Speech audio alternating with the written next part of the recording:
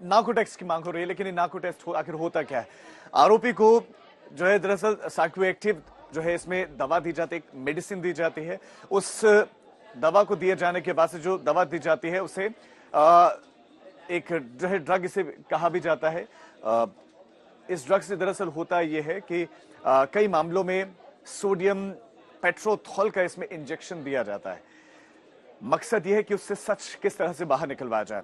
खून में जैसे दवा पहुंचती है, आरोपी अर्धचेतन अवस्था में पहुंच जाता है, यानी कि उसकी चेतना वैसी नहीं रहती है जैसे आमतौर पर रहती है, अर्धमूर्छित अवस्था में रहता है। और ऐसे में आरोपी, जांच टीम अपने अपने सवाल उसके सामने रखती है और फिर ऐसे में वो सारे के सारे जवाब देता है। टीम में फोरेंसिक एक्सपर्ट्स होते हैं, मनोवैज्ञानिक होते हैं, डॉक्टर्स होते हैं। जब भी ये दवा दी जाती है, जब नार्को टेस्ट होता है, तो ये तमाम एक्सपर्ट्स इसमें शामिल होते हैं। हिमांशु भी हमारे संवाददाता इसमें है। हिमांशु, जब पुलिस नार्को टेस्ट की अब मांग कर रहे हैं, यानी कि आफताब लगातार भरमाने का प्रयास कर रहा है, पुलिस को गुमराह करने की कोशिश कर रहा है। देखिए, अभी तक पुलिस के पास क्या था राजू? सिर्फ उसकी कहानी। उसने कहा कि 18 को मैंने मर्डर किया, टुकड़े किए और इस जंगल में लाके बॉडी ठिकाने लगा दी।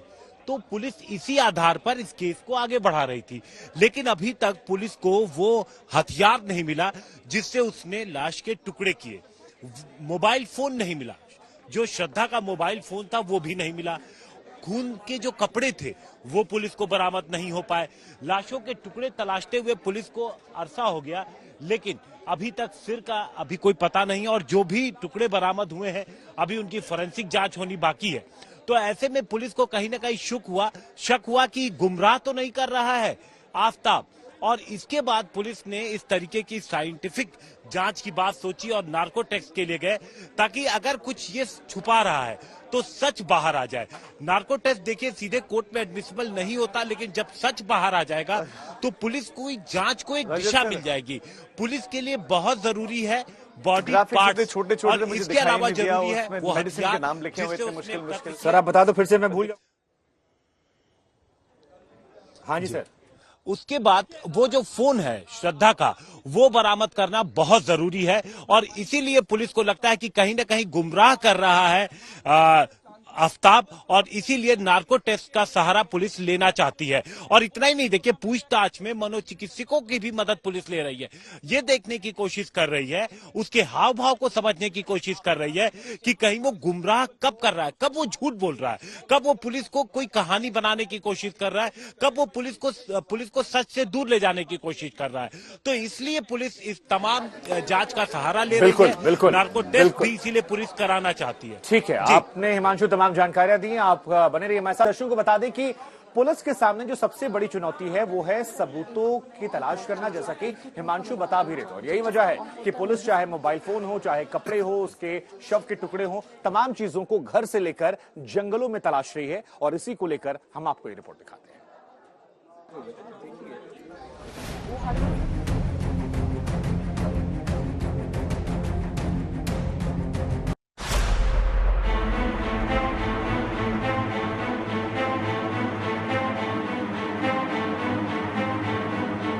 दिल्ली के मेहरौली के पास के जंगलों में एक बार फिर हलचल है।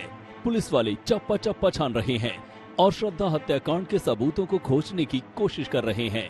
आज पुलिस ने पूरे जंगल की किलाबंदी कर रखी है। जंगल में हम मौजूद हैं यहाँ पर, और आप देखिए यहाँ पर पुलिस के तमाम जवान मौजूद हैं। अंदर लगातार जो लोकेशंस आफताब की तरफ से बताई गई हैं, उसके अकॉर्डिंग यहाँ पर खोजबीन लगातार जारी है। आप देखिए इसके आगे यहाँ पर पुलिस, अब आगे किसी की एंट्री नहीं है। यहाँ पर देखिए पुलिस ने डंडा लगा दिया और पुलिस के तमाम जवान यहाँ पर जो हैं वो यहाँ पर आकर के बैठ गए हैं। और ये नहीं, ये सिर्फ इसी जगह पर जो जंगल के तमाम एंट्री पॉइंट्स हैं, उन सभी जगहों पर पुलिस इसी तरीके से उन्होंने एंट्री बंद कर दी है। और अंदर जो पुलिस की टीम है, जिसमें मेहरौली थाने के SHO भी हैं, वो सभी लोग लगातार पार्ट्स को तलाशने की कोशिश कर रहे हैं।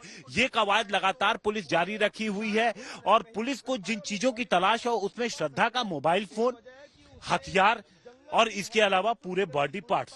अब पुलिस को जब पार्ट्स जो मिले भी हैं, उनकी सबसे पहले तो फॉरेंसिक कराई जाएगी।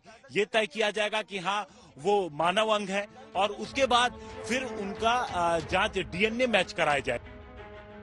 श्रद्धा हत्याकांड में पुलिस के सामने कई चुनौतियां हैं। सबसे बड़ी चुनौती आफताब के खिलाफ सबूत जुटाने की है। पुलिस को अभी तक श्रद्धा के शरीर के सारे टुकड़े नहीं मिले हैं। इतना ही नहीं, अभी तक ये भी पता नहीं चल पाया कि लाश के जो टुकड़े मिले हैं वो श्रद्धा के हैं या नहीं।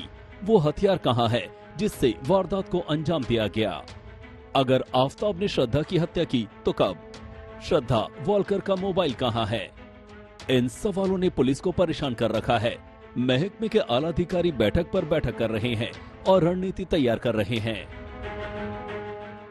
पुलिस की इन्वेस्टिगेशन अभी फिलहाल डीएनए रिपोर्ट पे टिकी रहेगी। पहले डीएनए रिपोर्ट, क्योंकि अगर कहीं जो भी बॉडी पार्ट्स हैं वो जो बरामद हुए हैं उनमें श्रद्धा से डीएनए मैच नहीं करता है तो ये अपने आप में पुलिस के लिए बड़ा सेटबैक होगा, क्योंकि इसके बाद सबसे पहले तो पुलिस को यही साबित करना पड़ेगा कि श्रद्धा का कत्ल हुआ भी है या नहीं हुआ है।